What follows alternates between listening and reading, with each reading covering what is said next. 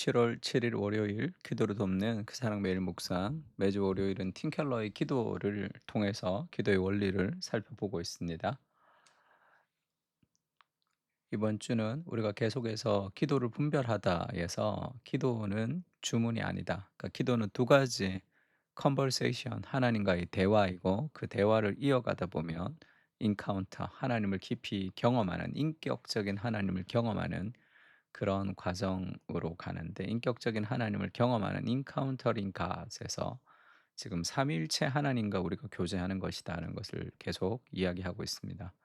그러면서 지금 십자가 덕분에 기도의 문이 열렸다 이렇게 번역했는데, Prayer in Jesus' name이죠. 그리스도의 이름으로, 예수의 이름으로 기도하는 것. 예수 그리스도의 이름 안에서 우리가 이제 기도하는 것에 대해서 얘기하고 있습니다.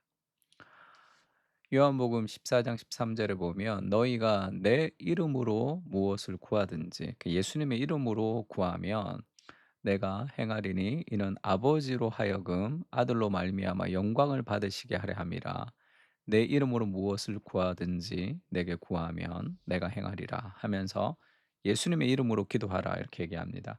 그래서 우리도 지금 기도할 때 끝날 때 다 예수님의 이름으로 기도합니다 이렇게 끝나죠. 하나님의 이름으로 기도합니다 뭐 이렇게 하지는 않습니다. 뭐 성령님의 이름으로 기도하면 기도가 하나님께서 받지 않으십니까?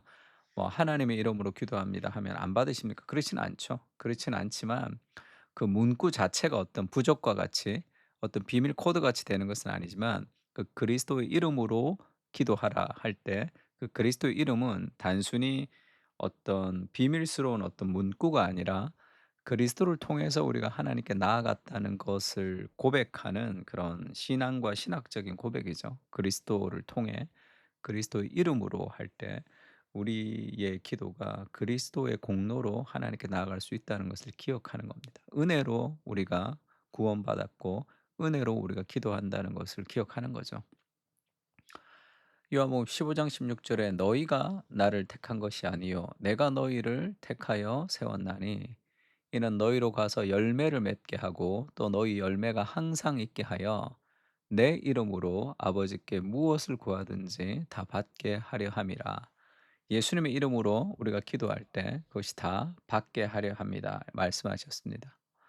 그러니까 우리가 이제 예수님의 이름으로 기도한다는 것은 그분만이 하나님께 다가가는 유일한 방법이고 창조주와 소통하는 외길임을 인정하고 간구한다는 뜻이다. 다른 어떤 이름으로도 하나님께 나아갈 수 없는데, 그 그리스도가 우리에게 행하신 그 공로, 그리스도의 십자가의 죽음을 통해서 하나님께 나아가는 길이 열렸다는 것을 인정하는 겁니다. 예수님 이름으로 기도한다는 것은. 그래서 이것은 본질적으로 자격과 접근권의 문제죠. 그러니까 우리가 누구의 이름으로 나간다는 것은 뭐 잘 모르는 사람을 우리가 만날 때 그냥 낯선 사람이 가서 이제 얘기할 때 그 사람을 잘 만나기가 쉽지 않죠.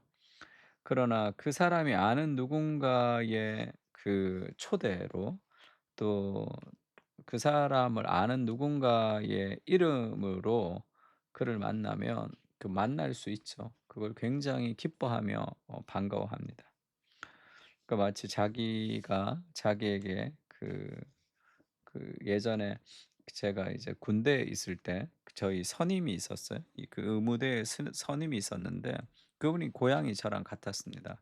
그 어머니가 거기서 이제 치킨집을 한다고 그랬어요. 그래서 내가 휴가 나갈 때 자기가 이제 휴가 나가기가 너무 머니까 자기 어머니한테 꼭 그렇게 좀 자기 인사를 좀 대신 전해 주면 좋겠다. 그렇게 얘기했습니다. 그래서 뭐 거기 가서 그 아들 이름을 대니까 뭐 엄청나게 많이 줬죠. 돈도 안 받으시고. 친구들 데리고 갔는데 뭐 치킨을 온갖 치킨을 다 먹었던 것 같습니다. 그렇게 누군가의 이름을 가지고 나간다는 것은 굉장히 권위가 있는 거죠. 그러니까 하늘 아버지께 우리가 어떻게 다가가야 하는지 어렴풋이 보여주는 실마리가 여기에 있다. 우리가 그리스도를 알고 있기에, 다시 말해 그리스도 안에 있기에 기도할 때마다 하나님은 어마어마한 사랑과 관심을 쏟아부으신다. 우리가 기도할 때 하나님이 우리의 기도를 들으시는 이유가 뭡니까?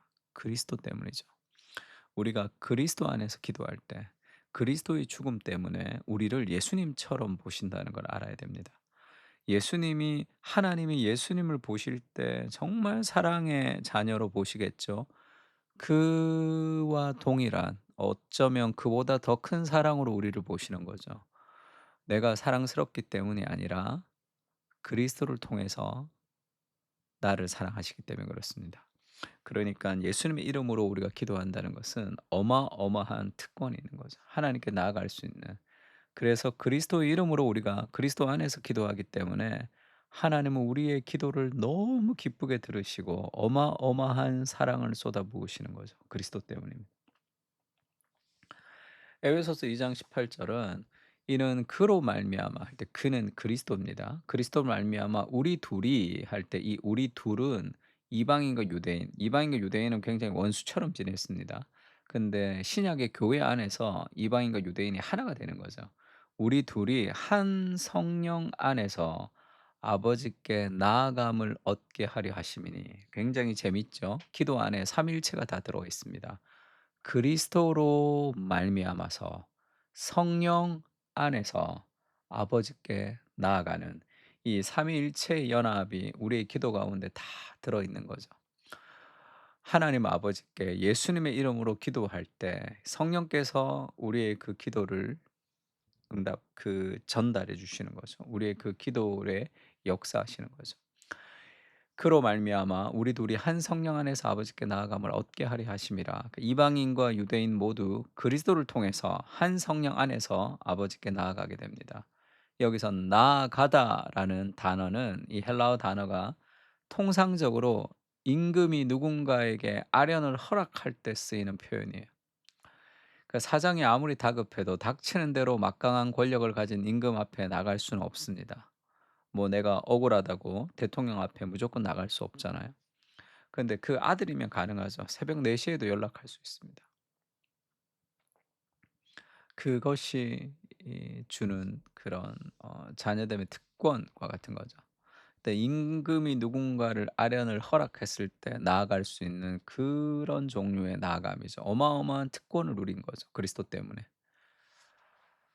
하나님이 어떤 사람이냐 할 때 사무엘상에는 이런 표현이 있습니다. 베스메스 사람들이 이르되 이 거룩하신 하나님 여호와 앞에 누가 능히 서리요 이렇게 얘기하죠. 하나님 앞에 설 사람이 없습니다. 다 죽거든요.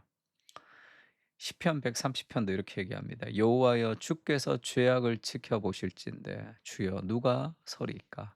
하나님 앞에 바르게 설 수 있는 사람이 없습니다. 다 죄인은 하나님 앞에 바르게 설 수 없죠.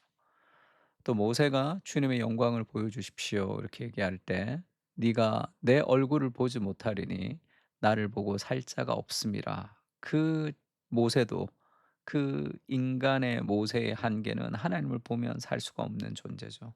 그렇게 하나님과 인격적인 교제를 할 수 없는 존재인데 반석 틈에 세우고 하나님의 등을 봤다 할 때 그것은 이 구약의 한계 안에서의 그런 하나님과의 조우 인카운터라고 얘기했습니다.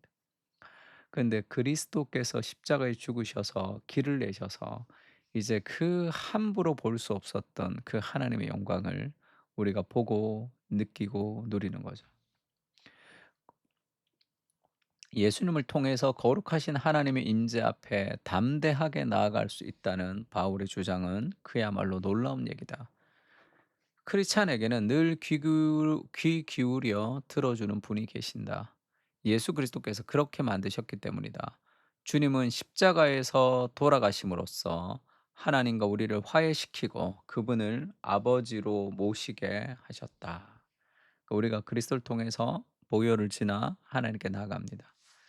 히브리서 10장 19 절에는 그렇게 얘기하죠. "형제들아 우리가 예수의 피를 힘입어 성소에 들어갈 담력을 얻었다." 이때 성소는 지성소입니다. 아무도 들어갈 수 없는 1 년에 딱 한 번 대속죄일 날 대제사장만 들어갈 수 있는 그 거룩한 지성소를 들어갈 수 있는 용기를 얻었죠.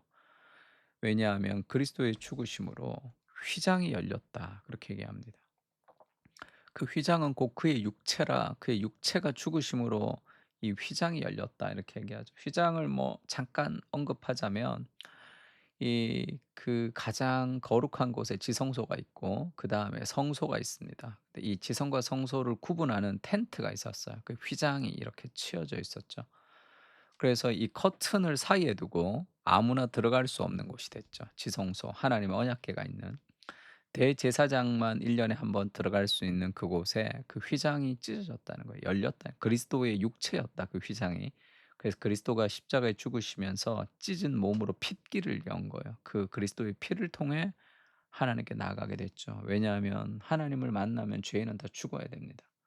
그리스도가 대신 우리를 대신해서 심판을 받으셨기 때문에 우리가 하나님께 나아갈 수 있는 자유를 얻은 거죠.